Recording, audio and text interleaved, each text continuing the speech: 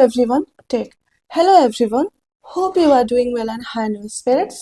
धर्म क्षेत्र पर आपका स्वागत है. Today we are going to revise the financial dimension of center-state relations, and with this we will be concluding the revision of center-state relations. So let's start the discussion. से सबसे पहले देखेंगे allocation of taxing power. तो हमें देखने को मिलता है कि जो हमारे डिफरेंट लिस्ट्स हैं, 7 शेड्यूल का डिफरेंट लिस्ट्स हैं, अलग अलग लिस्ट्स पे अलग अलग टैक्सिंग पावर देखने को मिलता है. So now come to different lists. We have union list, state list and concurrent list. When you come to union list, central government has exclusive power to levy taxes on the subject enumerated in the union list. Union list के किसी भी subject पे tax लगाने का power सिर्फ और सिर्फ only exclusive मतलब सिर्फ और सिर्फ सेंट्रल गवर्नमेंट के ही पास है. अगर स्टेट लिस्ट की बात करें तो स्टेट लेजिस्लेचर यानी स्टेट गवर्नमेंट, और यहाँ पे जब सेंट्रल गवर्नमेंट की बात करूंगी that means parliament. So on the subjects enumerated in the state list, only the state legislature has the power to levy taxes on those subjects, and this is also exclusive. So on the subjects of enumerated in the state list के किसी भी subject पे सिर्फ और सिर्फ state legislature ही taxing power, state legislature ही tax levy कर सकती है. टैक्स लगाने का पावर सिर्फ और सिर्फ स्टेट लेजिस्लेचर के पास है. यहाँ तक तो सिंपल था. अब आपके पास है कंकरेंट लिस्ट, और आप ये इंपॉर्टेंट बात याद रखेंगे. सी, एक कंसेप्ट है concurrent jurisdiction of legislation. Let me right it here. आप इसको नोट करेंगे. कंकरेंट ज्यूरिसडिक्शन ऑफ लेजिस्लेशन, और ये क्या कहता है कि किसी मैटर पे, if on any matter both central government and state government, that is parliament and state legislature, can make laws simultaneously. एक साथ अगर सेंट्रल लेजिस्लेचर यानी पार्लियामेंट एंड स्टेट लेजिस्लेचर एक साथ किसी पर्टिकुलर सब्जेक्ट पे, किसी मैटर पे साइमल्टेनियसली लेजिस्लेट कर सके तो उसको कहते हैं concurrent jurisdiction of legislation. And जब हम देखते हैं तो हम पाते हैं कि on the matters of concurrent list state legislature and parliament both can legislate simultaneously. So on the matters of concurrent list, state and central government यानी state legislature and parliament have concurrent jurisdiction over legislation. क्यों बताया?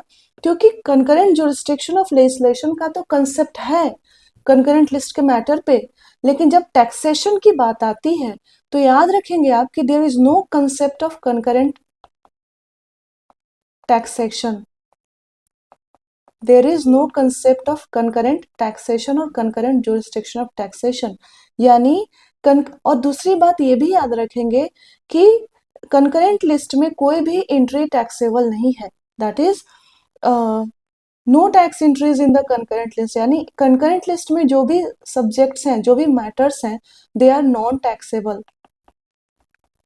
तो ये आपसे पूछा जा सकता है कि कंकरेंट लिस्ट के मैटर्स पे टैक्सेशन का पावर किसके पास है. तो आप याद रखेंगे कि लेजिस्लेशन का पावर तो दोनों के पास है, लेकिन टैक्सेशन का पावर किसी कंकरेंट टैक्सेशन का पावर ही नहीं है. यानी कोई भी मैटर पे एक साथ central government and state government legislate करके टैक्स लेवी नहीं कर सकती है, साइमल्टेनियसली नहीं हो सकता है. So there is no concept of concurrent jurisdiction of taxation, याद रखेंगे. and that's why the entries in the concurrent list are non taxable. यानी टैक्स concurrent list में कोई एंट्री ही नहीं है जिस पे टैक्स लगती हो. सिंपल बात याद रखेंगे आप. एक एक्सेप्शन किया गया है 101 अमेंडमेंट से, जो कि जीएसटी से रिलेटेड है, गुड्स एंड सर्विसेज टैक्सेस से रिलेटेड है. इससे ये प्रोविजन किया गया है कि जीएसटी से related both parliament and state legislature दोनों टैक्सेस लेवी कर सकते हैं, टैक्स लेजिस्लेशन इनैक्ट कर सकते हैं only related to GST. And this exception has been made through 101 amendment act. यानी जीएसटी के मसले में दोनों पार्लियामेंट और स्टेट लेजिस्लेचर के पास पावर है कि वो टैक्सेस लगा सकते हैं. अदरवाइज और ये एक्सेप्शन है.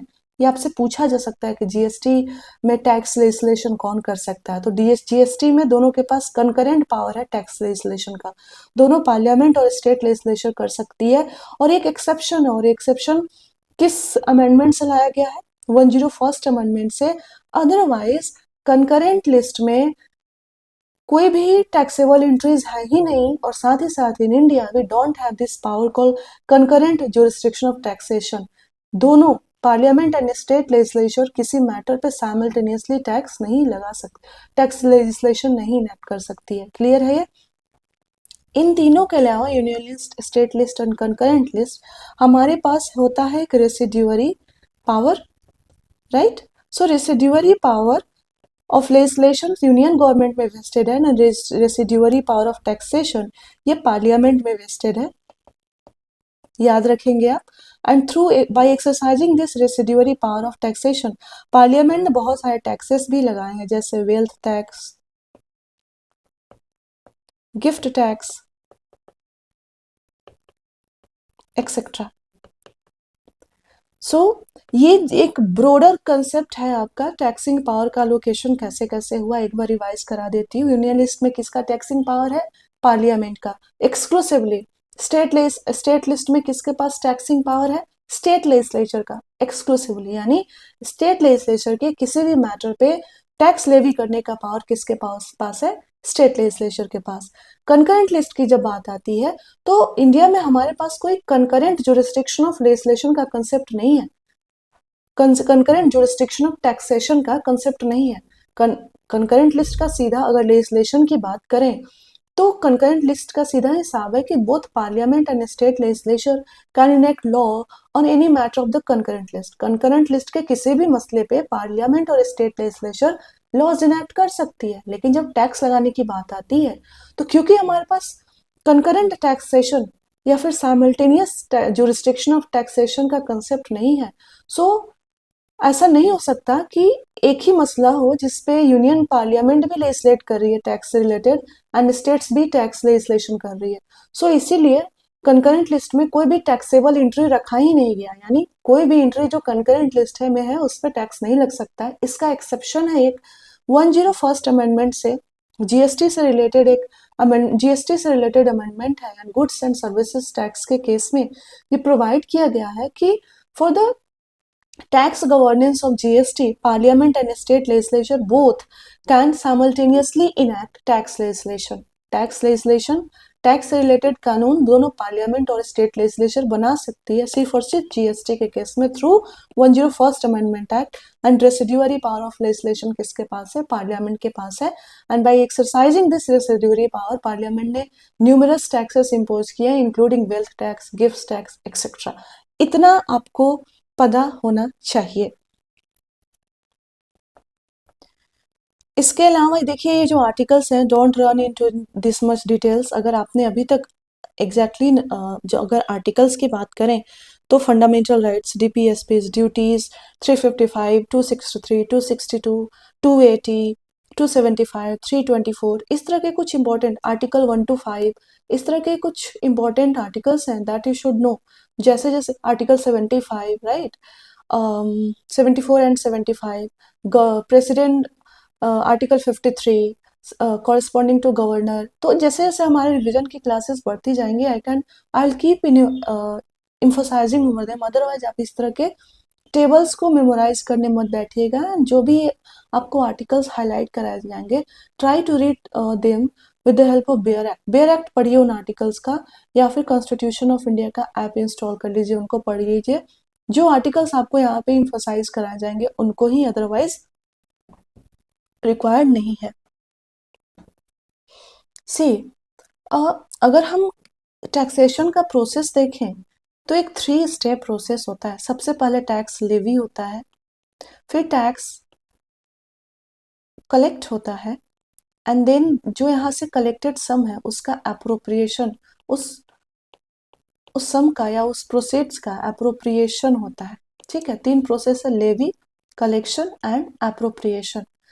अब एलसीए इसको बोल सकते हैं, राइट।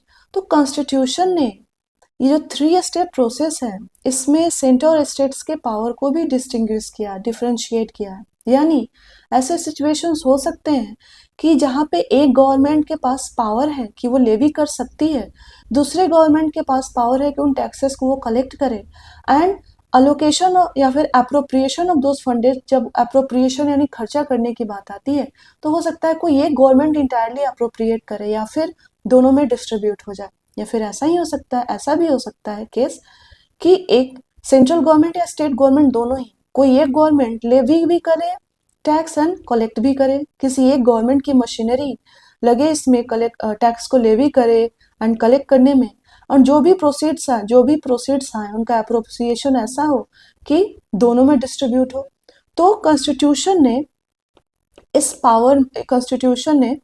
इसमें पावर ऑफ टैक्स लेवी करने के पावर, टैक्स कलेक्ट करने के पावर एंड जो प्रोसीड्स आ रहे हैं उसको अप्रोप्रिएट करने के पावर में भी डिस्टिंक्शन किया है, डिफरेंशिएशन किया है। और एग्जाम्पल है इसका, वन ऑफ द एग्जाम्पल्स लिख सकते हैं आप, इनकम टैक्स। आप याद रखेंगे कि इनकम टैक्स में इफ यू सी तो income tax levy and collect करने का पावर किसके पास है? सेंट्रल गवर्नमेंट के पास, राइट। इनकम टैक्स कौन लगाती है? सेंट्रल गवर्नमेंट लगाती है, और साथ ही साथ कलेक्ट कौन करता है? सेंट्रल गवर्नमेंट करती है।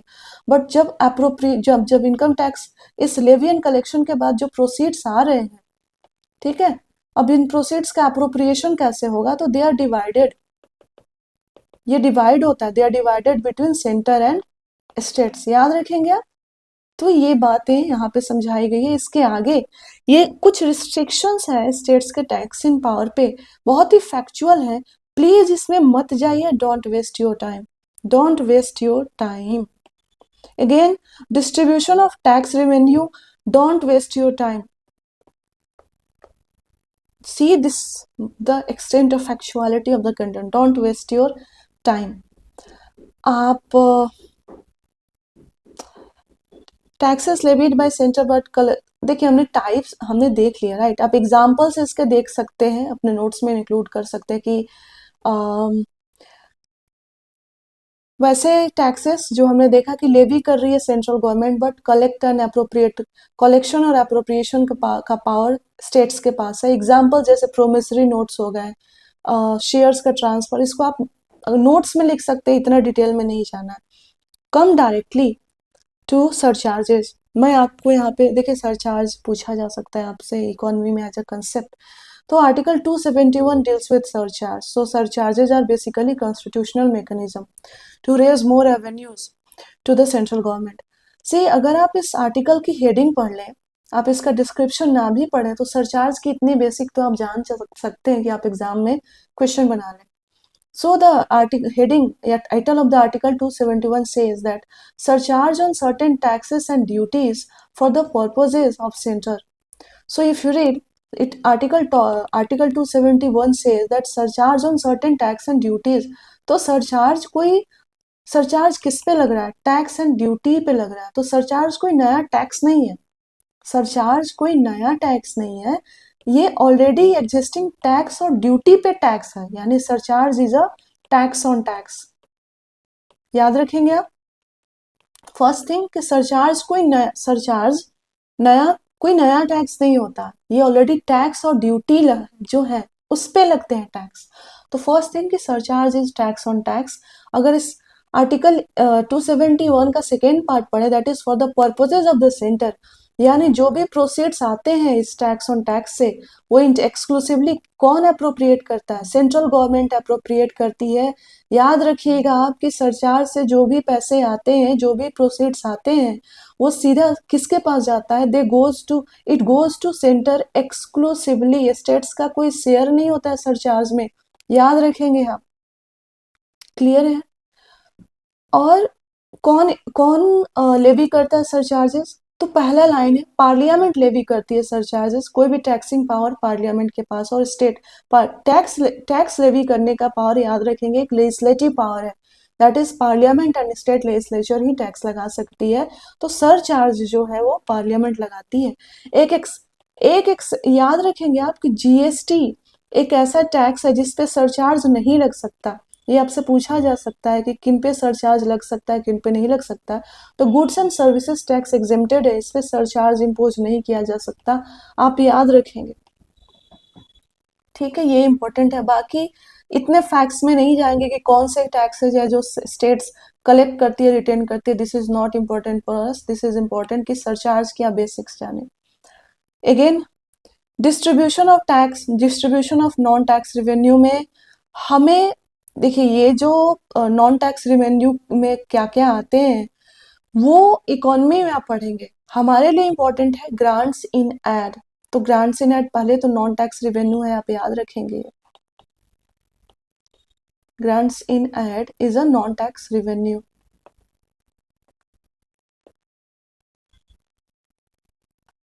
ठीक है, grants in aid is a non tax revenue. अब देखिए तीन तरह के ग्रांट्स है बेसिकली यहाँ पे we will discuss. First is if you see grants in aid, one is statutory grant, another is discretionary grant and third is other grant. सबसे पहले मदर ग्रांट्स की बात कर लेते. देखिए ये टेम्पोररी नेचर के, ये भी कॉन्स्टिट्यूशन में मेंशन्ड थे. They are non operational today but they were temporary nature के थे and they were mentioned in the constitution itself. और ये कहा गया था कि they will be in the force for a period of 10 years from the date of commencement of the constitution के commencements के within 10 years ये grants थे. तो they are not operational but इस तरह के भी grants की बात constitution ने की है, that you should know. So basically अब हम दो तरह के देखेंगे, एक स्टैट्यूटरी ग्रांट एंड दूसरा डिस्क्रिशनरी ग्रांट.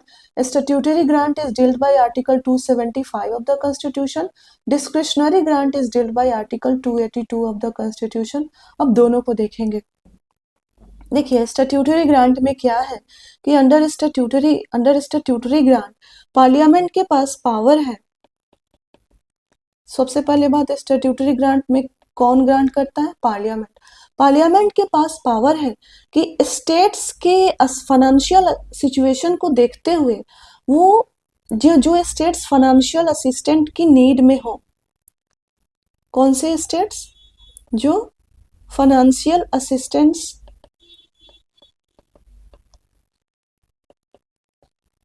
की नीड में हो, उनको पार्लियामेंट उनके फाइनेंशियल असिस्टेंस की नीड को देखते हुए ग्रांट प्रोवाइड कर सकती है and this is called statutory grant and it is provided in article 275 of the constitution.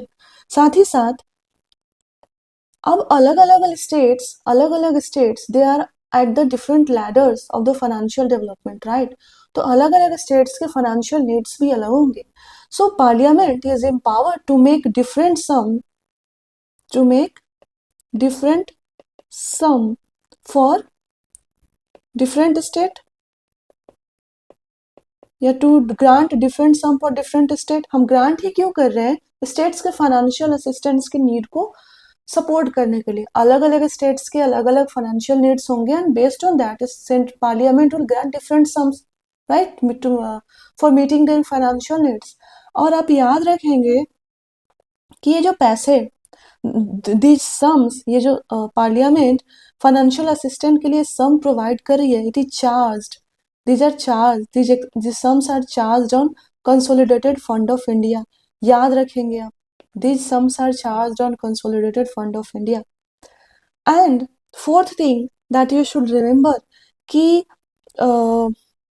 these statutory grant which parliament grants to the state, which parliament makes to the state for their financial assistance, it charged on the consolidated fund of India and they are made on the recommendation of whom? Finance Commission.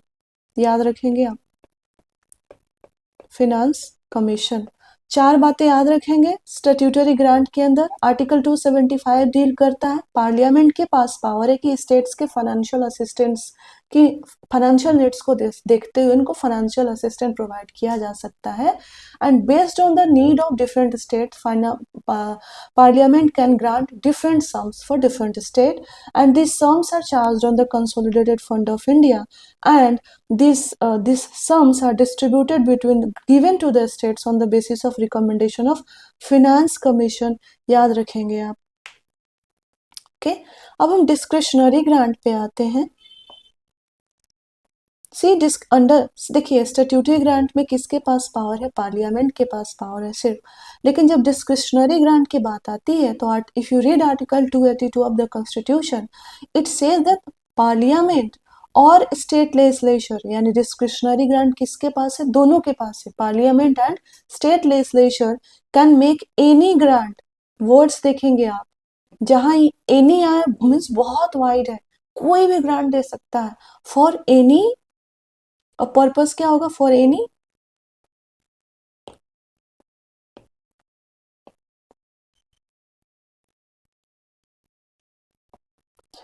parliament and state legislation can make any grant for any public purposes, any public purposes। ठीक है, purpose क्या है discretionary grant का? Any public purposes. And याद रखेंगे आप, और एक ग्रांट इतना वाइड है कि अगर स्टेट लेजिस्लेचर या फिर पार्लियामेंट को लगता है कि इस ग्रांट से कोई पब्लिक पर्पस फुलफिल होने वाला है, they can go beyond their legislative competence. So discretionary grant के अंदर the parliament and state legislature can go beyond their legislative competence, यानी जिन मैटर्स पे पार्लियामेंट या स्टेट लेजिस्लेचर के पास कॉम्पिटेंस नहीं है, यानी उनके पास कॉन्स्टिट्यूशन से, या फिर they are not competent enough to legislate on those matters, फिर भी इफ द पार्लियामेंट और state legislature feels that by making grant on these matters a larger public public purpose will be solved, they can go beyond their legislative competence and make grant or that particular subject। याद रखेंगे, this is called discretionary grant। so statutory grant discretionary grant में अंतर समझ आ गया। Articles 275 for statutory grant, 282 for discretionary grant. Under 275 only parliament can make statutory grant, but under 282 both parliament and state legislature can make discretionary grant। And purpose of statutory grant is to make to give financial assistance to the states in need, and for that parliament is empowered to grant different sums to different states, and these sums which are granted by the parliament are charged on the consolidated fund of India, and these are given to states on the recommendation of finance commission। and when it comes to discriminatory grant, both parliament and state legislature can make grants for any grant for any purpose and for any public purpose, and while making these grants they can go beyond their legislative competence। याद रखेंगे आप, याद आपसे पूछा जा सकता है कि which of the following expenses are charged on the consolidated fund of India, उसमें आपका स्टैट्यूटरी ग्रांट या फिर जो the sum given by the center to the states on the basis of recommendations of finance commission, ये included होता है। आप याद कर लेंगे, इतना ही है। आप इसको देख लेंगे, ग्रांट्स इन एड वाला सेक्शन को देख लेंगे, यही कंसेप्ट है यहाँ पे। So GST council, you all know its composition and functioning. Finance commission, when we will dealing with the constitutional bodies, तभी हम फिनांस कमीशन पढ़ेंगे। Now our area of interest is protection of states interest. देखिए, constitution ने financial matters में states के interest को protect करने के लिए 4 प्रोविजन बनाए हैं, और वो 4 प्रोविजन ऐसे हैं। हमें पता है कि टैक्सेशन का मसला किसका है? लेजिस्लेचर का मसला है, यानी पार्लियामेंट, सेंटर में पार्लियामेंट देखेगी और स्टेट्स में स्टेट लेजिस्लेचर देखेगी, यानी टैक्स से रिलेटेड कोई भी मैटर के लिए बिल इंट्रोड्यूस करना पड़ेगा पार्लियामेंट में। तो कॉन्स्टिट्यूशन ने स्टेट्स के इंटरेस्ट को प्रोटेक्ट करने के लिए 4 मसले दिए, 4 मैटर्स दिए कि इन मसलों पे, इन मैटर्स पे if central government want to introduce want to levy tax on these matters, then the presidential recommendation is required to introduce those bills in the parliaments. तो वो 4 मैटर देख लेते हैं कौन कौन से हैं जिन पे अगर सेंट्रल गवर्नमेंट टैक्स लेवी करना चाहती है तो पहले प्रेसिडेंट का रिकमेंडेशन जरूरी होगा। पहला मैटर ये है कि कोई ऐसा ऐसा सब्जेक्ट है जिसमें स्टेट्स का इंटरेस्ट वेस्टेड हो। अब उस पे अगर सेंट्रल गवर्नमेंट बिल इंट्रोड्यूस करना चाहती है पार्लियामेंट में, देन उस पे अगर सेंट्रल गवर्नमेंट टैक्स लेवी करना चाहती है तो ऑफ कोर्स उसके लिए बिल लाना होगा, that bill should get recommendation by the president. So first is this. Second is, see there is a phrase called agricultural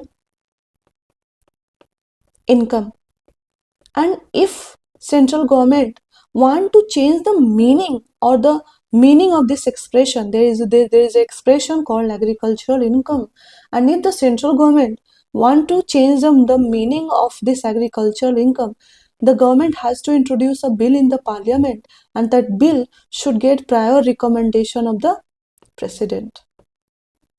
This is the second matter. Thirdly, see, there are certain principles on which money is distributed to the states, right?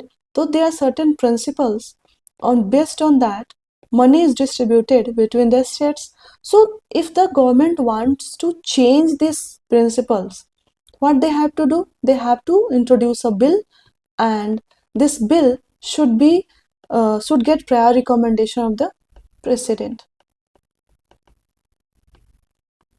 And fourth is, when central government want to impose surcharge, याद रखेंगे आप, अगर central government surcharge लगाना चाह रही है, surcharge impose करना चाह रही है, then for imposing the surcharge government को बिल लाना पड़ेगा पार्लियामेंट में, and this bill has to get a prior recommendation of the president. President का प्रायर रिकमेंडेशन होना चाहिए to introduce this bill into the parliament. याद रखेंगे, आपसे पूछा जा सकता है कि सरचार्ज इम्पोज करने का पूरा मैकेनिज्म ही आपने समझ लिया, राइट, कि सरचार्ज होता क्या है, और surcharge of course parliament he legislate करके इम्पोज लेवी कर सकती है, तो इसके लिए बिल लाना होगा, एंड बिल इंट्रोड्यूस करने से पहले प्रेसिडेंट का रिकमेंडेशन चाहिए। So these are the 4 areas which constitution has protected which when it comes to financial relations between center and state, that is कि अगर स्टेट का कोई इंटरेस्ट का मैटर हो, या फिर एग्रीकल्चरल इनकम के डिफिनीशन को आप चेंज करना चाहते हैं, या फिर जो प्रिंसिपल्स जिनके बेसिस पे स्टेट्स में मनी का डिस्ट्रीब्यूशन होता है, या फिर आप सरचार्ज लेवी करना चाहते हो, तो इन चारों केसेस में you have to bring a bill to the parliament. और बिल इंट्रोड्यूस करने से पहले आपको क्या करना होगा? You have to get presidential recommendation. I hope it is making sense to you. बस इतना ही आपको जानना है। मैं कहूँगी आप सरचार्ज वाले पे फोकस करिए, बस इसके बियॉन्ड ज़्यादा पीएचडी करने की आवश्यकता नहीं है। अब हम देखेंगे कि कॉन्स्टिट्यूशन ने क्या क्या प्रोविजंस बनाए हैं कि सेंटर और स्टेट्स बोरोइंग कर्जा लेना बोरो कर सकते हैं या नहीं कर सकते, और कर सकते हैं तो कॉन्स्टिट्यूशन क्या कहना है, क्या क्या कहना है। तो देखिए कॉन्स्टिट्यूशन क्या कहना है कि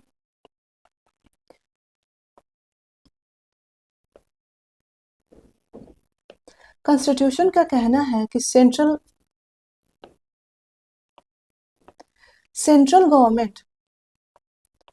गवर्नमेंट ये बोरो कर सकती है आइदर विद इन इंडिया और आउटसाइड इंडिया। ठीक है, सेंट्रल गवर्नमेंट बोरो कर सकती है दोनों तरीके से। वो इंडिया के बाहर विद इन इंडिया भी पैसे उठा सकती है, बोरो कर सकती है, और बाहर से भी पैसे उठा सकती है। और जो सिक्योरिटी दी जाती है सेंट्रल गवर्नमेंट की बोरोइंग पे, चाहे वो विद इन इंडिया की सिक्योरिटी हो या फिर आउटसाइड इंडिया की सिक्योरिटी हो, जिस सिक्योरिटी पे सेंट्रल गवर्नमेंट बोरो करती है वो होती है कंसोलिडेटेड फंड ऑफ इंडिया की सिक्योरिटी पे सेंट्रल गवर्नमेंट बोरो करती है। याद रखेंगे आप, विद इन इंडिया या फिर आउटसाइड इंडिया। क्लियर है ये? दूसरी बात जो सेंट्रल गवर्नमेंट के बोरोइंग से रिलेटेड कॉन्स्टिट्यूशन ने कहा है कि ध्यान से सुनेंगे कि कॉन्स्टिट्यूशन ने कहा है कि पार्लियामेंट के पास पावर है कि पार्लियामेंट लॉ इनेक्ट करके सेंट्रल गवर्नमेंट के बोरोइंग लिमिट्स को फिक्स करे, यानी parliament has power to regulate the limits of borrowing, limits of borrowing of central government. याद रखेंगे, पार्लियामेंट के पास पावर है कि वो लॉ इनैक्ट करके सेंट्रल गवर्नमेंट के बोरोइंग लिमिट्स को चाहे विद इन इंडिया और आउटसाइड इंडिया रेगुलेट कर सकती है, कंट्रोल कर सकती है। लेकिन अभी तक ऐसा कोई लॉ इनैक्ट नहीं किया गया, बट एक कॉन्स्टिट्यूशन का प्रोविजन आपको पता होना चाहिए। सेकेंडली, अब स्टेट्स का देखते हैं। तो when it comes to states, state government के पास, स्टेट्स देखिए, स्टेट्स वो सिर्फ और सिर्फ विद इन इंडिया ही बोरो कर सकते हैं, आउटसाइड इंडिया उनके पास ऑप्शन नहीं है। याद रखेंगे आप। तो स्टेट गवर्नमेंट सिर्फ और सिर्फ विद इन इंडिया बोरो कर सकते हैं, और किसके सिक्योरिटी पे? दो तरह के सिक्योरिटी देते हैं ये, इधर कंसोलिडेटेड फंड ऑफ स्टेट और कोई गारंटी हो। जैसे हम आगे देखेंगे कि किसी की भी गारंटी हो सकती है, सेंट्रल गवर्नमेंट खुद गारंटर बन सकता है स्टेट्स का, अभी हम देखेंगे। तो ये बात याद रखेंगे आपके, state government can borrow only from within India, not outside India. बाहर से वो बोरो नहीं कर सकते। और किसकी गारंटी पे स्टेट गवर्नमेंट बोरो करते हैं? कंसोलिडेटेड फंड ऑफ स्टेट और किसी तरह की गारंटी पे। तीसरी बात जो कॉन्स्टिट्यूशन कहती है बोरोइंग से रिलेटेड, वो सेंट्रल गवर्नमेंट के बोरोइंग की बात करती है कि सेंट्रल गवर्नमेंट किसी स्टेट गवर्नमेंट को लोन्स दे सकती है या फिर गारंटर बन सकती है। सेंट्रल गवर्नमेंट स्टेट्स को इधर डायरेक्टली लोन दे सकती है और गारंटर बन सकती है।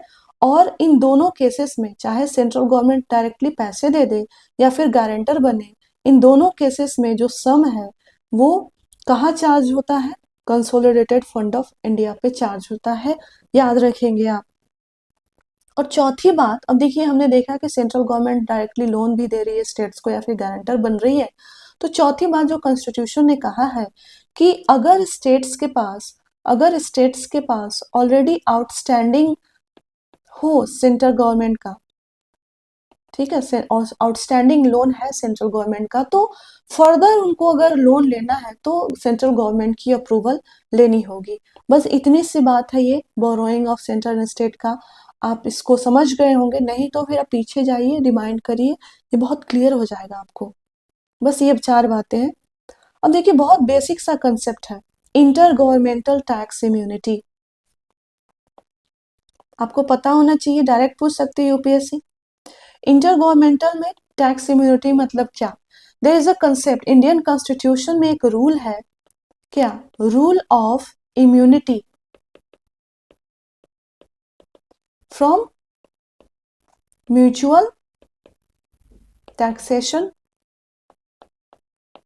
यानी म्यूचुअल टैक्सेशन पे इम्यूनिटी का रूल है। इसी को इंटर गवर्नमेंटल टैक्स इम्यूनिटी भी कहते हैं। इसका मतलब क्या हुआ कि सेंट्रल गवर्नमेंट की प्रॉपर्टी जो है वो स्टेट्स उस पे टैक्स नहीं लगाएंगे, सिंपल।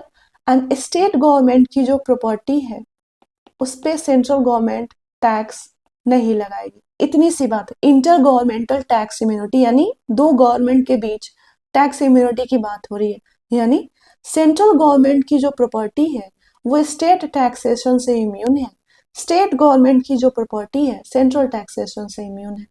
एक एक्सेप्शन या एक जरूरी बात आप याद रखेंगे कि हालांकि स्टेट गवर्नमेंट की प्रॉपर्टी सेंट्रल टैक्सेशन से इम्यून है, लेकिन अगर लोकल गवर्नमेंट्स की बात करें, पंचायती राज एंड म्यूनिसिपैलिटीज की, तो इनकी जो प्रॉपर्टी है या फिर इनकम है, that is not immune from taxation of the central government. तो इस पे central government can levy taxes.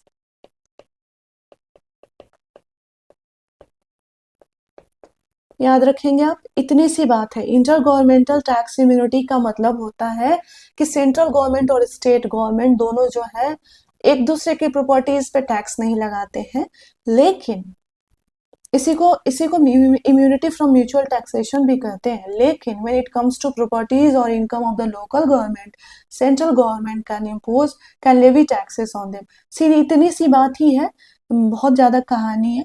बस इतना ही आपको पता होना चाहिए जनरल बात। देखिए जब कंसेप्ट, जहां भी आपको ये लगे ना कि this concept is very difficult, तो ये समझिए कि उसको छोड़ना नहीं है, उसको ना एक जनरल अंडरस्टैंडिंग आपके पास होनी चाहिए कि अगर उस कंसेप्ट से कुछ इजी सवाल आ रहे हैं तो वो छूटे ना। सो यूपीएससी क्यों आपसे बहुत टेक्निकलिटी पूछेगी, वो आपसे कंसेप्ट पूछेगी, राइट।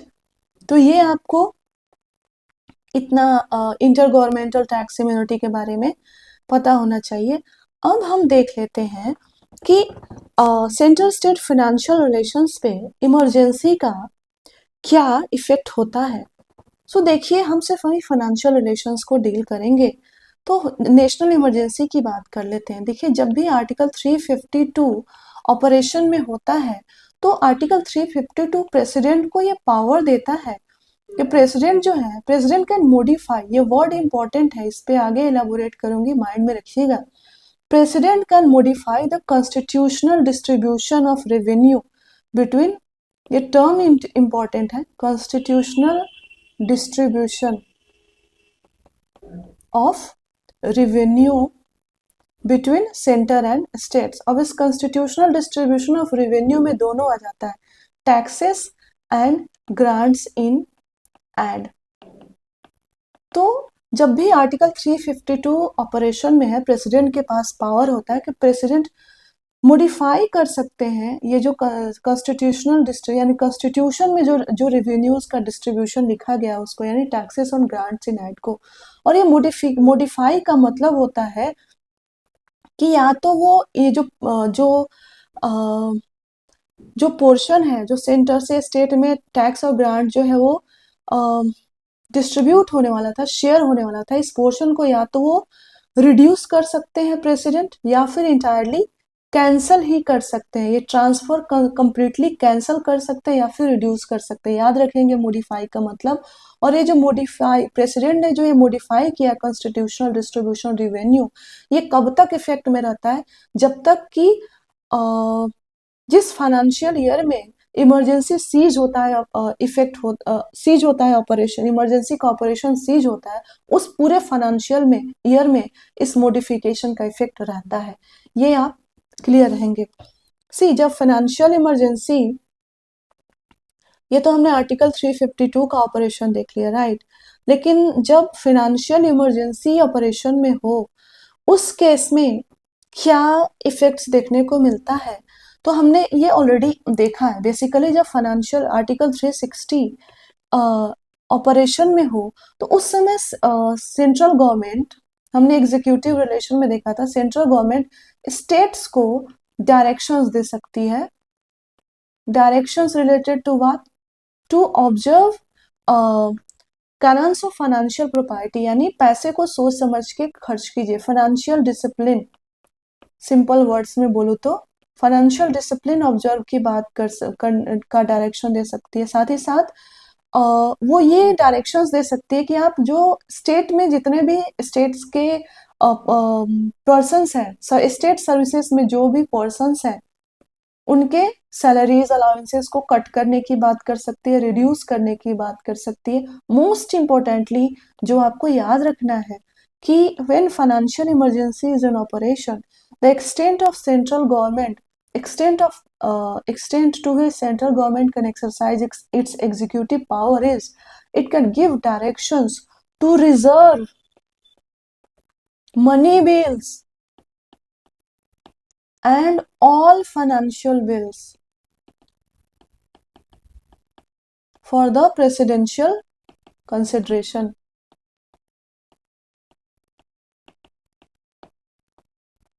तो ये तीन बातें आप याद रखेंगे कि फाइनेंशियल इमरजेंसी में जो 360 जब भी ऑपरेशन में है, तो सेंट्रल गवर्नमेंट के पास वास्ट एग्जीक्यूटिव पावर आ जाता है। Through that executive power central government different directions दे सकती है। उनमें से एक है कि आप फाइनेंशियल डिसिप्लिन ऑब्जर्व कीजिए। दूसरा ये कह सकते हैं कि आपके जो पर्सन है, आपके जो एम्प्लॉयज है, स्टेट गवर्नमेंट के एम्प्लॉयज है, उनके सैलरीज कट कीजिए, उनके अलावेंसेस कम कीजिए, बेसिकली पैसे बताइए। और तीसरा, सेंट्रल गवर्नमेंट ये भी डायरेक्शन दे सकते हैं कि देखिए पैसे बहुत जा रहे हैं, आपके जो मनी बिल है और बाकी फाइनेंस बिल है उन सारे को रिजर्व कर दीजिए, प्रेसिडेंट देखेंगे, फिर हम बात पे बात करेंगे। सो ये है आपका फाइनेंशियल रिलेशंस इंटर स्टेट से रिलेटेड। I hope it is clear to you. PhD मत कीजिएगा इससे आगे, बट जितना आपको पढ़ाया गया है उतना तो आपको पता होना चाहिए। अब देखिए एक और टॉपिक है इसी चैप्टर में, ट्रेन्स इन सेंटर स्टेट रिलेशंस, और इसके अंदर डिफरेंट डिफरेंट कमिटीज, पहले तो टेंशन एरियाज दी गई है, फिर डिफरेंट कमिटीज एंड कमीशंस दी गई हैं और उनके रिकमेंडेशंस दी गए हैं, including beginning from ARC to Raja Mannar, then Anandpur Sahib, West Bengal memorandum, Sarkaria and then Punchhi. अभी आपको बिल्कुल पढ़ने की आवश्यकता नहीं है, बिल्कुल नहीं जानना है आपको, दो बातें जाननी, दो तरह से यहाँ पे सवाल पूछ सकती है यूपीएससी कि जैसे Anandpur Sahib resolution is related to what, West Bengal memorandum is related to what, Rajamannar committee is related to what. अगर एक लाइन में इनके रिकमेंडेशंस को आप समराइज कर दे तो ठीक है, otherwise thank you very much कर दीजिएगा। तो एक आपको पता होना चाहिए इनका नेचर, सेकेंडली इनका ऑर्डर आपको पता होना चाहिए। मे बी एग्जामिनर आपसे इनका ऑर्डर पूछ ले, जिन ऑर्डर्स में इन कमेटी और कमीशन का कॉन्स्टिट्यूशन हुआ था, जैसे सबसे पहले एआरसी हुआ, फिर आपकी राजा मन्नार कमेटी आई है, then Anandpur Sahib, yes let me introduce it, Raja Mannar committee, then Anandpur Sahib, then West Bengal memorandum, then Sarkaria and then Punchhi. ये ऑर्डर याद रखेंगे, कोशिश करिएगा कि एज भी यहाँ पे इंक्लूड कर ले, जरूरी नहीं कि आपसे पूछे बट थोड़ा माइंड में रहेगा। तो अगर बहुत 3-4 तरह की चाहिए तो एक हो गया सेंट्रल स्टेट रिलेशन के कमीशंस का ही सिर्फ एक क्वेश्चन हो गया, बट अगर यूपीएससी आपसे पूछे कि जैसे एक क्वेश्चन दे दे कि कोई अमेंडमेंट का ईयर दे दे, देन आपसे वो सरकारिया कमीशन का रिकमेंडेशन पूछ दे, देन वो आपसे किसी स्टेट के ऑर्गेनाइजेशन का रिकमेंडेशन पूछ दे, आप समझ रहे हैं, तो थोड़ा सा ऑर्डर इनको फिर अरेंज करने के लिए पूछते तो थोड़ा सा आप रेडी रहेंगे। तो इसका ईयर देख लीजिएगा, इससे ज्यादा आपको करने की आवश्यकता नहीं है। जैसे आज मुझे फेवर है, कल कल रात से ही है, और मुझे लग नहीं रहा था कि मैं क्लास ले पाऊंगी आज, but finally I am concluding this class and I am very happy. Hopefully ये क्लासेस जब भी आप तक पहुंचे, एग्जाम के पहले पहुंचे और आपको इससे benefit. Thank you very much.